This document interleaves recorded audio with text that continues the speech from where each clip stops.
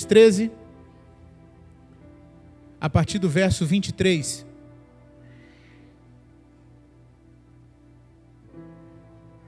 Neemias 13, a partir do verso 23.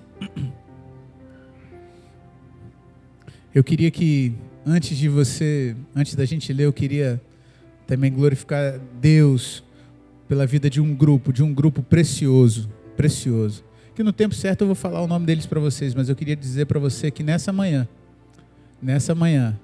pessoas jejuaram pela sua vida. Pessoas jejuaram, estão pagando preço de oração e de jejum pela sua vida, para que você esteja aqui, para que a sua família seja abençoada, para que a sua casa seja abastecida, enriquecida com a presença de Deus. Amém? Aleluia, aleluia. Já achou aí, irmão? Verso 23? Amém ou não amém? Diz assim a palavra do Senhor.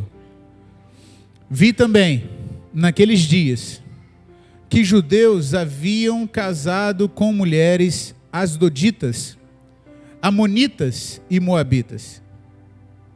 Seus filhos falavam meio asdodita e não sabiam falar judaico, mas a língua do seu respectivo povo. Contendi com eles e os amaldiçoei e os espanquei alguns deles e lhes arranquei os cabelos e os conjurei por Deus dizendo: não dareis mais as vossas filhas a seus filhos, nem tomareis mais as suas filhas, nem para vossos filhos e nem para vós mesmos. Não pecou nisto Salomão, rei de Israel? Todavia, entre muitas nações não havia rei semelhante a ele, e ele era amado do seu Deus. E Deus o constituiu rei sobre todo Israel. Não obstante, as mulheres estrangeiras o fizeram cair no pecado. Dar-vos-íamos nós ouvidos para fazermos todo este grande mal, prevaricando contra o nosso Deus, casando com mulheres estrangeiras? Um dos filhos de Joiada, filho do sumo sacerdote, Eliasibe, era genro de Sambalate, o horonita, pelo que afugentei de mim. Lembra-te deles, Deus meu, pois contaminaram o sacerdócio, como também a aliança sacerdotal e levítica. Até aqui nós vamos nessa noite. Curva sua cabeça, vamos orar mais uma vez. Pai Santo, muito obrigado. Muito obrigado por esse culto. Nós já estamos extremamente abençoados com tudo aquilo que o Senhor está fazendo no nosso meio. Pai, agora nós te pedimos, por favor, usa a tua palavra para falar conosco. Usa a tua palavra não só para falar conosco, mas para transformar a nossa vida. Por favor, Senhor, nós damos acesso agora, nós rasgamos o nosso coração, nós abrimos o nosso coração para que o Senhor fale conosco. Não nos deixe sair daqui da mesma maneira que entramos, mas fala conosco. É no poder e na autoridade do nome de Jesus que nós te pedimos e te agradecemos. Amém e amém. Aleluia. Sabe? Eu penso que o que Deus está fazendo nesses dias, na vida de muitos de nós, na nossa casa, na nossa família, são dias de reconstrução. Repita comigo, reconstrução. Está aí, ó, Evaldo. O Espírito Santo já soprou o tema da mensagem. Eu não sou tão habilidoso, não sabia o tema. Dias de reconstrução. O Evaldo me perguntou: pastor, qual é o tema da mensagem? Eu sei o texto, mas eu tenho uma dificuldade tão grande para dar tema.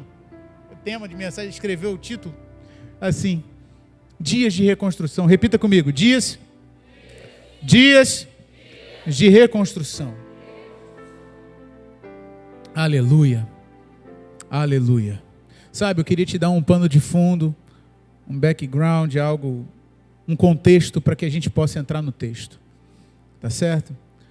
O livro de Neemias, eu sei que você conhece, eu sei que você já sabe, mas na verdade a gente vai relembrar um pouco.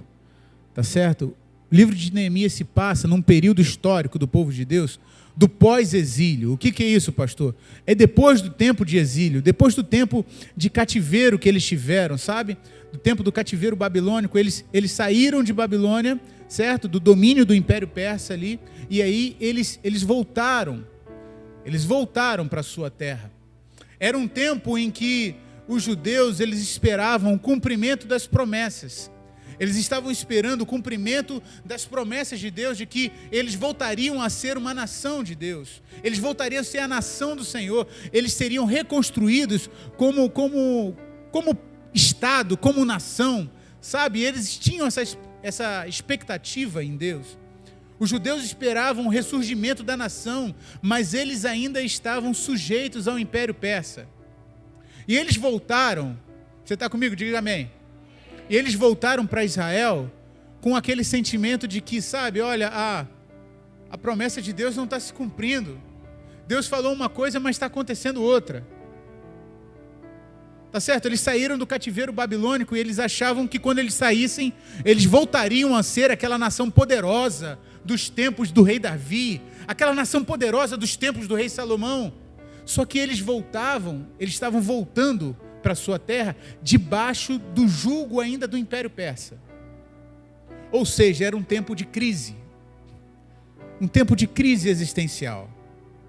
Você já passou um tempo de crise existencial? Quem de nós não passou, não é verdade? Era um tempo de crise, porque aquilo que eles estavam vendo não era compatível com, ou aparentemente compatível com aquilo que Deus tinha dito que iria acontecer. E eles estavam em crise. Esdras chega para a reconstrução do templo, e eles estavam num período de reconstrução, e a primeira coisa que eles fazem é reconstruir o templo. Por quê? Porque o templo simbolizava para eles a aliança que eles tinham do Senhor. Então, se esse pano de fundo pode ensinar alguma coisa para nós nesse tempo, é que a primeira coisa que Deus quer reconstruir é o nosso relacionamento com Ele. Aleluia. Você está aqui mesmo? Diga amém. Um renovo de aliança. Um renovo de aliança. Não à toa, casamento não se concretiza para nós, o povo de Deus, quando a gente vai no cartório e assina um papel. Mas é quando a gente coloca um anel no dedo que simboliza uma aliança. Um renovo de aliança. Sabe? Esdras, a reconstrução do templo simboliza isso. Por quê, pastor? Mas o povo estava em crise e o povo queria ser uma nação. O povo estava passando um momento de crise, de identidade, não sabia direito o que estava acontecendo. E em vez de reconstruir a nação, reconstrói primeiro o templo. Por que isso, pastor? Porque antes de Israel voltar a ser um país ou uma nação, eles precisavam voltar a ser o povo de Deus. Aleluia. Sabe o que isso ensina para mim e para você? Que antes de Deus mexer na nossa aparência, Deus vai tocar na nossa essência.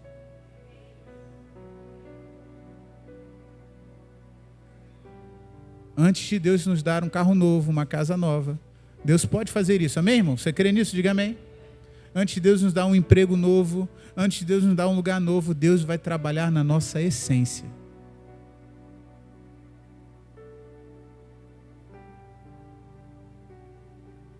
Muitas vezes o momento de crise que nós passamos serve para que Deus trabalhe dentro de nós.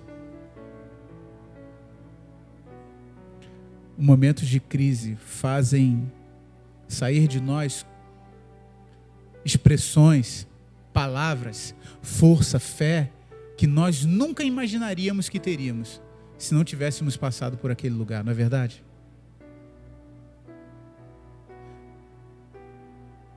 Neemias vai até Jerusalém e começa a reconstruir os muros. Reconstruir a cidade, ou seja, voltar a viver como povo de Deus, mesmo sujeito ao Império Persa. Qual é o desafio para nós nesse tempo? Como famílias e como igreja, é viver como povo de Deus, ainda debaixo de governos malignos. Da onde você está tirando isso, pastor? Sim, a Bíblia diz que o mundo jaz no... Não, fala alto, pode falar sem medo. O mundo jaz no maligno. Então o desafio para mim, para você, para minha casa e para sua casa, é ser povo de Deus com um bombardeio de influência maligna que a gente recebe todo santo dia. Na televisão, na rede social, num bate-papo, num vídeo que é recebido no WhatsApp, numa novela, sabe? Faz sentido para você? O que Deus estava querendo fazer era exatamente um resgate de identidade.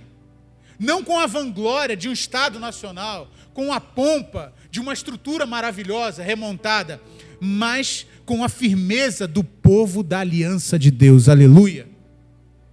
Você está aqui mesmo? Diga amém, irmão. Você está começando a murchar, eu estou sentindo. Não está murchando não, né? Antes de Deus mexer na nossa aparência, Deus precisa trabalhar na nossa essência. Deus não se impressiona com aquilo que é aparente. É por isso que ele falou para Samuel: você olha como os homens vê, mas eu vejo o coração. Não é o mais bonito, não é o mais alto, não é quem tem mais porte, mais estrutura, é quem tem mais coração. É quem tem mais coração. Mas como se daria isso? A pergunta para nós nessa noite é essa: como? O que os daria identidade, os separaria dos persas e de outros povos? Observar, repita comigo, por favor. Observar, mais forte, observar pessoalmente a lei de Deus. A única chance que eles continuariam, a única chance que eles tinham para continuar sendo povo de Deus, não era levantar um muro maior ou ter uma estrutura melhor, era ter apego à lei de Deus.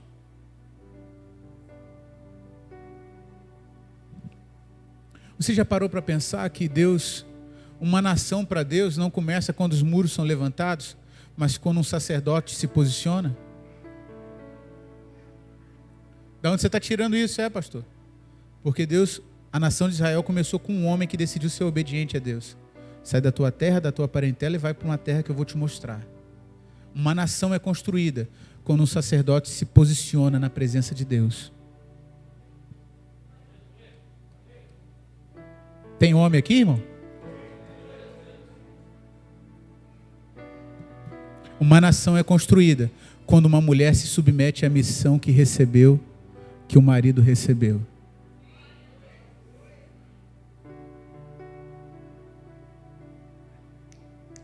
Não importa se você se sente estéril. Não importa se você acha que não vai conseguir, não vai dar em nada. Se você tiver coragem para obedecer a lei de Deus e guardar a lei de Deus, Deus abre a madre. Aleluia! Deus faz o impossível acontecer. Você consegue acreditar nisso, irmão? Porque isso é a palavra de Deus. Antes de levantar muro, eles precisavam voltar a ser o povo da aliança. O povo que acreditava. O povo que não via nada acontecendo, só via ruínas, mas falava assim: olha, aqui vai voltar a ser o lugar da celebração de Deus. Pastor, eu não estou vendo nada na minha casa. Você não precisa ver, você só precisa crer.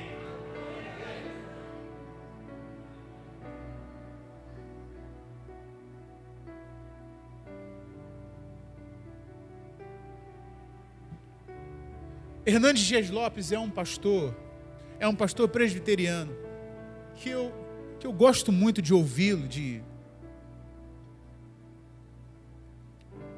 prestar atenção naquilo que ele diz. E ele diz o seguinte: ele diz que o grande problema desse século é o liberalismo e o secularismo que tem entrado nas famílias da igreja. Nós já ouvimos aqui. As duas coisas mais preciosas estão aqui nessa noite: igreja e família. Se as famílias não forem fortes, a igreja não será forte. Faz sentido? Não existe igreja forte com famílias fracas. Não existe. Hernandes Dias Lopes vai dizer que... Aperta aí um pouquinho, irmão, que eu tremi. Quando o Senhor ministrou essa palavra no meu coração, botei Natália sentada lá na mesa lá de casa, eu falei aqui: amor, o esboço ora por mim aí que eu preciso de coragem e fé para pregar esse sermão, mas não tem a ver comigo, tem a ver com aquilo que Deus está querendo fazer.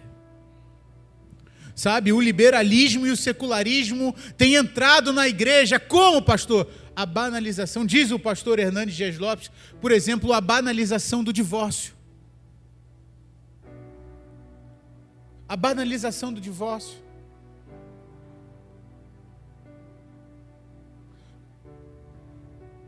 Me permita, por favor, não quero te afrontar, mas a relação sexual antes do casamento, banalizada.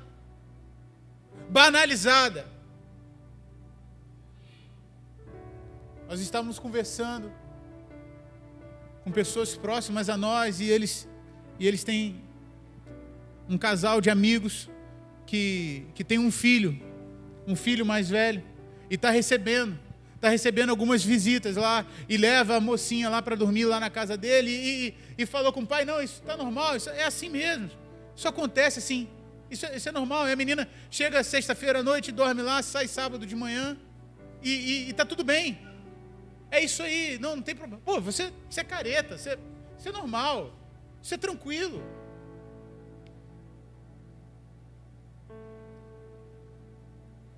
Pastor Hernandes Dias Lopes vai dizer que o secularismo e o liberalismo entra por meio das nossas famílias, na igreja, quando, por exemplo, vai se comemorar uma festa de casamento, e a festa de casamento toca-se músicas que falam de divórcio.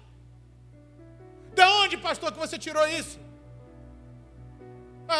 Você já viu as músicas de um cantor chamado, como é que chama? Agora eu esqueci o nome do cantor.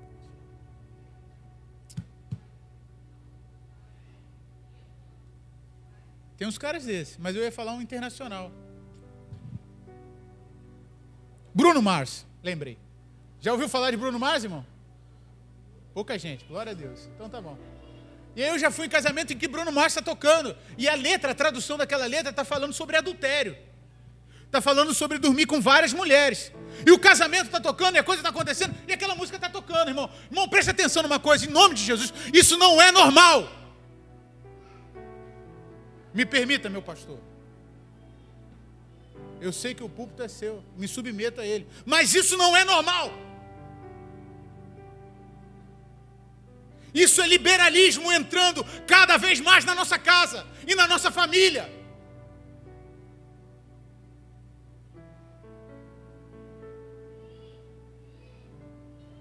Você não pode celebrar um casamento tocando uma música de divórcio. Você não pode celebrar um casamento tocando uma música em que está falando que se não der certo aqui, foi o outro ali e adulterou e não dá. Eu sei, irmão, é difícil, é duro. Aperta o cinto aí porque é duro para mim falar isso. Mas Deus me chamou para ser profeta, não para ser... É com temor que eu falo isso. Mas sabe, essas coisas foram sendo banalizadas e durante 70 anos no cativeiro, o povo foi ouvindo aquilo ali e foi recebendo aquilo ali, sabe? Não tem nada a ver, você está muito careta, isso aí é normal, continua, está tranquilo. Uma geração inteira foi contaminada no cativeiro, e quando eles voltam, Serginho, quando eles voltam para casa, eles começam a reconstruir. E eles começam a reconstruir a estrutura. E mexe na estrutura aqui, mexe na estrutura ali e tal, até o momento em que acontece algo. O rei da Pérsia chama Neemias para voltar. E ele volta e ele fica ausente durante um tempo. E quando ele volta, acontece isso que está escrito na tua Bíblia aí, no verso 23. Dá uma olhadinha, por favor. Você está com a Bíblia aberta ainda? Diga amém. Diz assim, vi também naqueles dias. Você está comigo? Diz amém. Está comigo? Diz amém. Vi também naqueles dias. Que dias eram estes? Eram os dias em que Neemias tinha voltado para Israel. Tinha voltado para Jerusalém. Vi também naqueles dias que judeus haviam se casado com mulheres asdoditas, amonitas e moabitas. Os seus filhos falavam meio asdodita e não sabiam falar judaico, mas a língua do seu respectivo povo. Eles recebiam tanta influência de Babilônia, tanta influência do Império Persa, que quando eles voltaram para a terra, eles construíram só tijolinho, mas eles esqueceram de reconstruir o coração. E eles começaram a achar, Marlon, que era comum, que era normal. E aí, sabe o que aconteceu? Eles começaram a casar, a descumprir a lei de Deus, porque a lei de Deus diz em Deuteronômio que não era para eles se misturarem com outros povos, era proibido. Eles não podiam se casar com outros povos. Quantas pessoas você... Vou apertar aqui, irmão. Quantas pessoas você conhece que o casamento deu errado porque casou com gente que não conhece a Deus?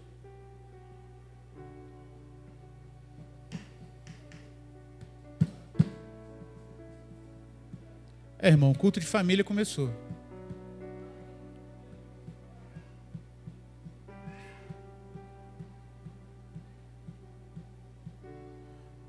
Sabe? Eles achavam que a lei era muito dura, por certo arcaica. Não, a gente está vindo de Babilônia e tá tudo tranquilo, tá tudo bem. E vamos lá, e vamos andando. O amor é o vínculo de Deus, já ouviu isso? Já ouviu isso aqui, irmão? Consideramos justas toda forma de amor. Já ouviu isso? Essa canção foi embalada em gerações. Até hoje se canta isso. Consideramos justas toda forma de amor. O resultado disso eram filhos que não sabiam falar judaico. De onde você está tirando isso? Está no texto. Porque a coisa foi se afrouxando, a outra geração já não sabia mais falar a língua de Deus. Sabe por quê? Muitas vezes, irmãos, a nossa descendência se esfria. É porque a gente não teve pulso para poder manter a lei de Deus clara. A gente abriu brecha. É normal. Vai lá, está tranquilo. É assim mesmo. Poxa, ele vai ser um ET na sala dele, se ele não fizer. Poxa, se meu filho não tiver TikTok, ele vai ser um ET.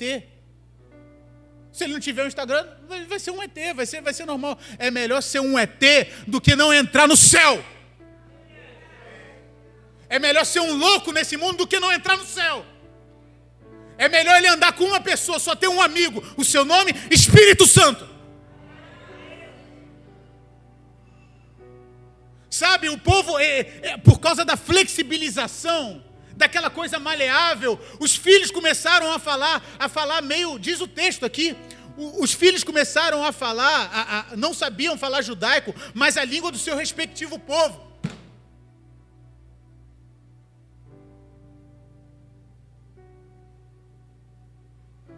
Sabe mais o que está acontecendo lá fora do que da palavra. Eita, irmão, isso é muito difícil de pregar.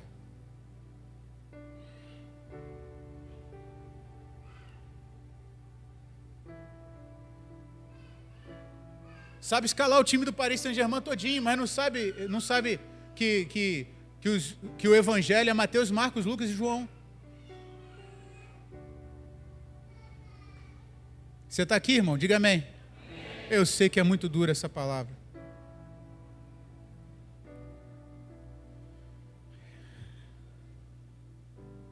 Mas a gente precisa ser reconstruído. A gente precisa ser reconstruído. Sabe? As leis de Deus não são um muro de contenção. Elas são um muro de proteção. Eu vou repetir para você gravar isso na tua mente. A lei de Deus, ela não é um muro para te proibir de conhecer uma coisa mais legal lá fora. Ela é um muro para te proteger da nocividade que existe do lado de fora. E sabe, nesse tempo, eu queria que você olhasse isso aqui. Olha o texto, continua comigo.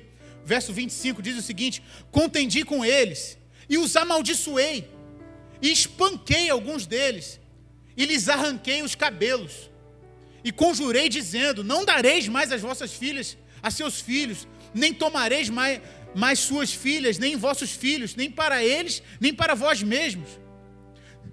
Eu fiquei assim, meio que assustado com as expressões dessa aqui, sabe? Diz o texto assim, olha, eu contendi com ele, eu amaldiçoei eles. Irmão, presta atenção nisso. Você está aqui, diz amém. Eu amaldiçoei eles. Eu espanquei alguns deles. Meu Deus, eu arranquei os cabelos deles. E os conjurei dizendo, e aí eu fui orar, falei, Senhor, o que esse homem fez? Esse homem estava alucinado, meu Deus. Como que ele faz isso? Aí o Espírito Santo soprou um negócio no meu coração, ele falou assim, quando a disciplina diminui, a frieza espiritual é inevitável. O que Neemias representa aqui nesse texto? O que ele está fazendo? Ele está representando a disciplina. A Bíblia diz assim, olha, instrui o menino no caminho que se deve andar e até quando crescer não se desviará dele. Mas a mesma Bíblia também diz assim, não retenha a vara do teu filho. Quando a disciplina se afrouxa, a coisa se perde. Você está aqui, irmão? Diga amém. Quando a disciplina afrouxa, Neemias aqui representava a disciplina de Deus. Por quê? Porque aquele povo estava tão misturado, aquele povo estava tão contaminado, aquele povo estava tão perdido, que aquele povo ele não tinha mais noção. Tem que ter disciplina, irmão. É uma coisa que eu estou aprendendo. Na verdade, voltei a aprender. As crianças voltaram a estudar agora. Miguel e Betina estão estudando de manhã, 6 horas da manhã. Quem me conhece mais de perto sabe que eu sou noturno. Se deixar, eu fico até 3, 4 horas da manhã acordado, tranquilamente. Mas me pedir para acordar 5 horas da manhã é complicado. É pesado. E eu estou lá. Natália vai, 6 horas, acorda lá e vai. E levanta e vai. E 6h30 e vai. Às vezes eu não estou nem enxergando. Eu só percebo que eu acordei quando eu estou na 28 de março dirigindo. A coisa está acordando. Aí eu falei, olha, preciso estabelecer um momento de disciplina. Por quê? Porque, irmão, sem disciplina, a nossa espiritualidade é só filosofia.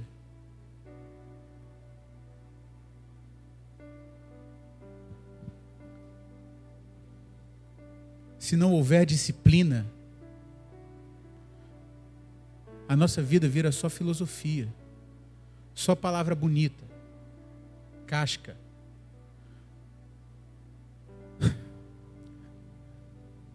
Deus não se impressiona com casca.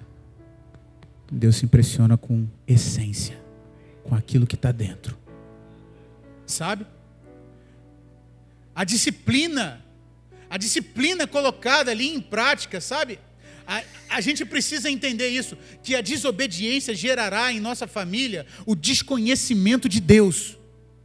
Porra, cara, meu Deus, isso é muito sério. A falta de obediência, a falta de disciplina intencional na nossa vida, na nossa casa, na nossa família, vai gerar desconhecimento de Deus.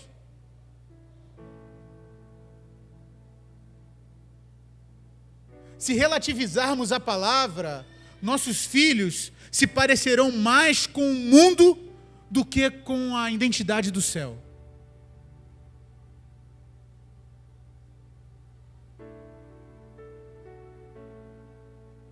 Penso que seja um tempo, se a reconstrução precisa acontecer, ela precisa acontecer com disciplina. Disciplina. Que isso, pastor? O senhor está fazendo apologia à violência? Claro que não. Mas a minha mãe nunca deixou de me dar uma sandalhada nem uma correada. E eu louvo a Deus por todas as correadas e as sandalhadas que eu tomei da minha mãe. Você se identifica com isso aí, irmão? Amém ou não amém? E a galerinha aqui lá de casa também já sabe como é que funciona. Tem uma Havaianas 43 lá que eles olham para ela e fazem assim, ó, já dá aquela esquivada assim, né? Tipo, irmão, eu não estou fazendo apologia à violência. Mas se você não tiver firmeza e disciplina, o resultado disso, ou da falta disso, é desconhecimento de Deus nas nossas gerações. Você sabe a seriedade disso? É o que a palavra de Deus está dizendo aqui. Sabe falar judaico? Não sei não. Mas as doditas eu estou dentro. Moabita? Moleza. E amonita? Tiro de letra.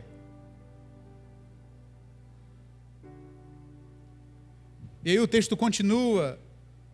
E ele fala assim, verso 26, não pecou nisto Salomão, rei de Israel? Todavia, entre muitas nações não havia rei semelhante a ele. E ele era amado do seu Deus. E Deus o constituiu rei sobre todo Israel. Não obstante isso, as mulheres estrangeiras o fizeram cair no pecado. Verso 27 diz assim, dar-vos-íamos nós ouvidos para fazermos todo esse grande mal. Eu não sei como é que está no teu texto aí, mas a palavra aqui na minha versão está prevaricando contra o nosso Deus, casando com mulheres estrangeiras. Talvez o problema é que a gente não entende que quando a gente não aplica a disciplina para que a lei de Deus seja observada de todo o coração, na verdade, na vida prática, a gente está prevaricando contra Deus. A gente prefere ficar... Existe uma cultura nos nossos dias em que ai meu Deus, existe uma cultura nos nossos dias em que a gente tem que ser amiguinho dos nossos filhos, tem que ser amiguinho dos nossos, a gente tem que ser amiguinho de todo mundo, sabe? E para ser amiguinho de todo mundo, a gente acaba deixando de ser amiguinho de Jesus. Vamos abrir uma concessãozinha aqui, outra ali, e Jesus vai entender. Sabe? Eu penso que Salomão prevaricou. Salomão deixou o que era mais importante de lado e colocou aquilo que lhe dava prazer à frente, sabe? Salomão era sinônimo de sabedoria. Você está aqui comigo? Diga amém. Meu Deus, você murchou. Eu também murchei. Mas não tem problema. Eu orei para que o bálsamo de Gileade esteja sobre nós. E a mesma mão que nos abate vai ser a mesma mão que vai nos levantar em glória, para a glória dele. Não se engane. Deus só corrige ao filho que ama. Amor sem correção é ilusão. Ou então o amor mundano. Amor sem correção não é amor. Salomão era espelho de sabedoria. A sua vida nos ensina, a vida de Salomão, irmãos, nos ensina como viver e a como não viver. Já viu disso? Tem gente que nos ensina muita coisa, mas o sábio aprende com os acertos e com os erros também. Tem gente que só olha para os acertos. Tem gente que só olha para os erros. Mas o sábio sabe olhar os acertos e os erros e aprender com os dois deles. Salomão, como viver como Salomão? Você está aqui, diz amém. Primeira Crônicas 1, depois você pode ler a história de Salomão. Como viver? Cuidado com a palavra. Salomão tinha cuidado com a palavra de Deus, sabe? Salomão dependia de Deus. Salomão, na verdade, dependia tanto de Deus que tinha recebido uma profecia de seu pai. O seu pai tinha liberado, dado destino a ele. Olha, é você que vai construir o templo. Sabe, Salomão amava o templo de Deus. Você está aqui? Diga amém. Salomão amava o templo de Deus. Você está aqui? Diga amém. Salomão amava o templo de Deus, irmão. Por que a gente não ama o templo de Deus?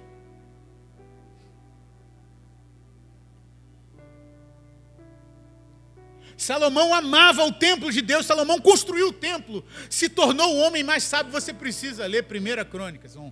Vai lá e lê. Sabe como é que Salomão se tornou o homem mais sábio? Não foi a quantidade de faculdades que ele fez, não foi PhD, não foi o MBA, não foi o doutorado, foi subindo ao monte com o coração quebrantado, rendido em oração. O homem mais sábio da terra. Qual é a receita? É coaching. É estudo. Tudo isso é bom, irmão. Não estou falando mal disso. Está dando para entender? Sim ou não? Sim ou não, irmão? Você já está cansado. Meu Deus, pastor, não posso pregar mais durante uns 4 meses mais. Você está cansado aí? Como é que um homem simples se tornou o homem mais sábio da terra? Correndo para a presença de Deus com o coração quebrantado e orando, falando: Senhor, eu não consigo dirigir esse povo. Eu te peço a tua bênção para que eu possa ser uma bênção na vida desse povo. Aí Deus fala assim: menino, você acertou. Porque o seu coração está quebrantado e porque você entendeu que a sua vida precisa ser vida de oração. Nenhum homem que pisou na terra vai ser mais sábio do que você. E nenhum homem que pisar depois de você vai ser mais sábio do que você. Deixa eu te perguntar, como é que anda a sua vida de oração, de tempo com Deus? Às vezes a gente quer sabedoria para lidar com as nossas finanças, com o nosso casamento, com os nossos filhos, com a casa que a gente vai comprar. A gente procura um monte de gente, investimento, vê vídeo, paga curso. Se a quantidade de curso que a gente assistiu fosse igual à quantidade de joelho no chão dobrado diante de Deus, meu irmão, Salomão se tornou o homem mais sábio através de oração e de quebrantamento. Como não viver, pastor? E aí é o que Neemias exatamente fala. Nós vamos fazer a mesma coisa que Salomão. O que Salomão fez? Ele foi soberbo. Ele achou que ele era o cara. Ele achou que ele não precisava ser exortado, corrigido. Ele achou que ele não precisava mais daquilo. Os homens de Deus chegavam para ele e falavam assim: Salomão, olha, esse caminho está errado. Ele desprezava o conselho. Ele desprezava porque ele achava que ele era o cara. E quando a gente acha que a gente é o cara, irmão, a gente está no... O próximo passo é o abismo. O próximo passo é o precipício. Salomão, ele não era só soberbo, mas ele relativizou a palavra. Ele pegava o texto bíblico e lia assim: mas isso aqui não é bem assim, não. Mas isso aqui não é... Calma aí, não, vamos... Você quer um sinônimo de frieza espiritual? É relativização da palavra. O cara que está frio, ele relativiza a palavra. A mulher que está fria, ela relativiza a palavra. Ele começa a relativizar. Ele abandonou o templo. Meu Deus do céu. Salomão já não ia mais para o templo. Salomão ia para os templos dos deuses pagãos. Deixa eu te falar uma coisa, irmão. Você está aqui ainda? Diz amém. Não abandona o templo, não. Quem tem ouvidos, ouça o que o Espírito Santo está dizendo à igreja. Não abandona o templo, não. Não abandona o templo, não. Tem culto, vem para o culto. Tem EBD, vem para EBD. Tem vigília, vem para vigília. Tem culto, vem para culto, tem sábado, vem para o sábado jovem. Vem, irmão, vem para cá. O teu lugar é aqui. Isaías chega a falar, te chama, na verdade, de carvalhos de justiça, plantados na casa do Senhor. Aleluia! Vem para a casa de Deus, não abandona o templo, porque quando a gente abandona o templo, vou repetir, pastor que eu tive, carrego no meu coração, pastor Heber falava: catitu fora da manada vira comida de onça. Está fora da manada, você está vulnerável, está fraco. Sabe, Salomão colocou a cultura desta terra à frente dos princípios de Deus. Meu Deus do céu, foi o mesmo homem que escreveu que o princípio da sabedoria é o temor do Senhor. Eu acredito que a gente precisa de um batismo de temor do Senhor nesses dias. Um batismo de temor. Mais do que um batismo de manifestação de dons, nós precisamos de um batismo de temor do Senhor. Porque o temor do Senhor vai nos guardar. Sabe, o homem mais importante da terra, você já parou para pensar nisso? Eu não tenho nada contra, tá, irmão? E eu sou, na verdade, além de ter nada contra, eu sou completamente a favor dos dons e tudo mais, né, pastorzão? Mas você já parou para pensar que o homem mais importante dessa terra nunca falou em línguas? Nunca curou? Você já parou para pensar que o homem mais importante dessa terra, o homem mais importante, você está falando quem? De Jesus? Não. Eu estou falando de João Batista. A única coisa que ele tinha era um caráter sério, forjado no deserto por Deus. E Jesus virou e falou assim, olha, dentre os nascidos de mulher, não tem ninguém igual a esse camarada aí não. A gente precisa do temor do Senhor, sabe? Só que a nossa vida não muda quando a gente sabe das coisas, porque Salomão foi o cara que escreveu Provérbios 9 e 10, que está escrito, o princípio da sabedoria é o temor do Senhor. Ele sabia aqui, mas ele não sabia mais aqui. E o problema, às vezes, da nossa vida é que a gente sabe aqui, mas não sabe mais aqui. Se eu te desse o microfone, você talvez recitaria o Provérbios 9 completamente. Talvez você sabe mais de Bíblia do que eu. Mas a nossa vida não muda quando a gente sabe o que está escrito. É quando a gente coloca em prática o que está escrito. Nossa família não será transformada se a gente ficar lendo lá o Salmo 23 a vida toda. Não, irmão. É quando você botar o Salmo 23 em prática. É quando você se transformar, aquilo que o apóstolo Paulo fala. As pessoas não querem mais cartinhas para ler. As pessoas, na verdade, o Espírito Santo está fazendo que você se transforme na carta viva que esse povo vai ler. A nossa família, a nossa casa, o nosso casamento, os nossos filhos precisam se transformar na carta viva que Campos vai ler. Só que para isso, irmão, precisa de disciplina. Precisa pegar o orgulho, jogar assim, quebrar, esfarelar ele todinho, varrer e falar assim, ó, nunca mais esse negócio volta para cá.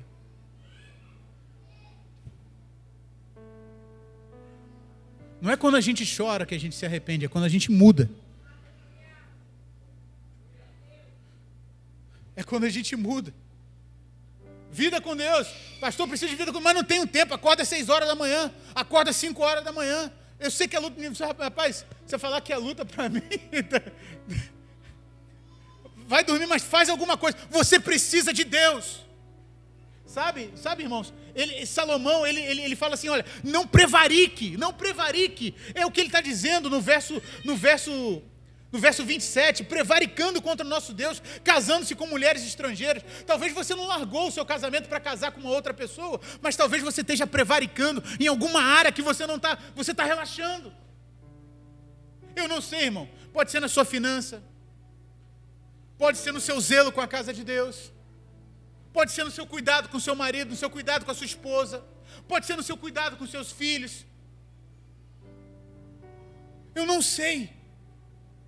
Mas eu sei que o Espírito Santo está soprando algo nessa noite sobre nós. Pare de prevaricar, jogue fora tudo isso que tem prejudicado você. Sabe? E ele continua dizendo assim, um dos filhos de Joiada, filho do sumo sacerdote Eliasibe, genro de Sambalate. Irmão, repete comigo aí, Sambalate. Agora forte, de verdade, Sambalate. Eu sei que você conhece a história de Neemias. Eu sei que você sabe quem é Sambalate. Quem é Sambalate? Sambalate era o camarada que estava tentando impedir a obra de Deus de acontecer. E ele mandou carta para Neemias falando, olha, vem cá, vem nos visitar. Não vou parar a obra não. E ele tenta fazer de outra maneira. Ele tenta difamar Neemias, ele tenta estragar a reputação e ele não consegue nada. E no capítulo 13 diz o texto assim, olha, um dos filhos de Joiada, filho do sumo sacerdote Eliasibe, era genro de Sambalate. O horonita, pelo que afugentei de mim. O propósito do diabo é contaminar o sacerdócio do Senhor dentro da nossa casa. Você não entendeu o que eu falei. O propósito do diabo é contaminar o sacerdócio do Senhor dentro da nossa casa. Tem homem aqui mesmo, irmão? Diz amém. O diabo vai tentar de todas as maneiras, mas sabe como é que ele vai fazer? Ele vai tentar se infiltrar dentro da tua casa.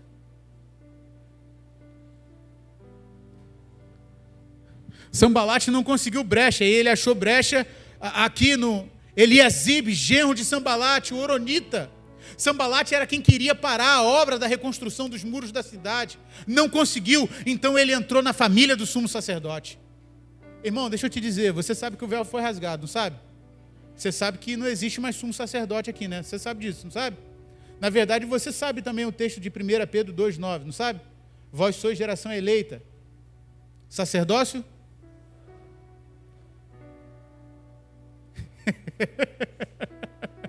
É nação santa, irmão. Sacerdócio é real. Vem para EBD, irmão. Vem para EBD. Todos nós aqui dentro somos sacerdotes.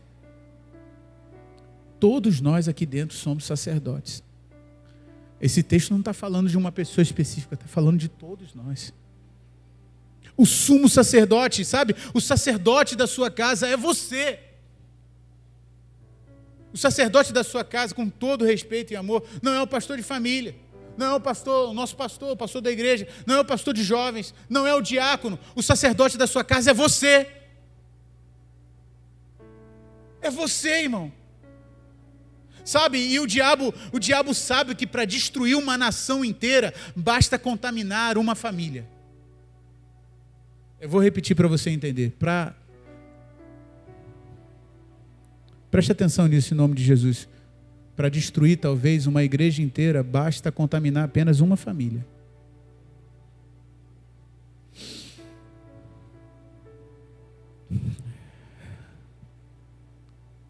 O propósito de Deus é que nossa família seja um reflexo da sua glória. É por isso que Neemias ele não teve pena. Ele chegou, era o genro de Eliasibe, diz o texto que pelo que afugentei de mim. O que você precisa tirar de dentro da sua casa nessa noite? Não sei, irmão. Pode ser que seja BBB.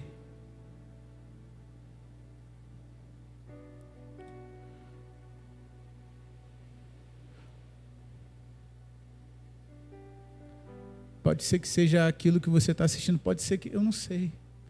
Mas eu orei para que o Espírito Santo falasse ao seu coração.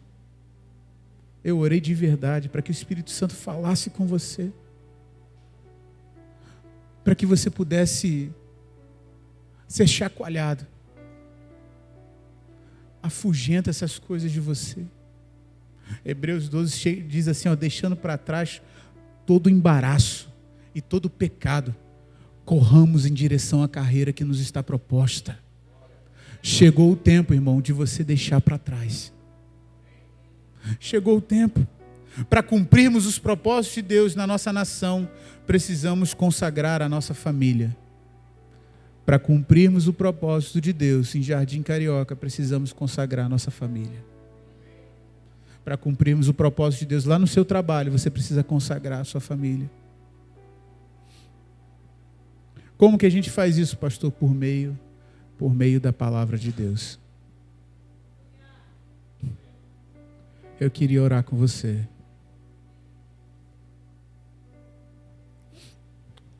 Eu queria orar com você.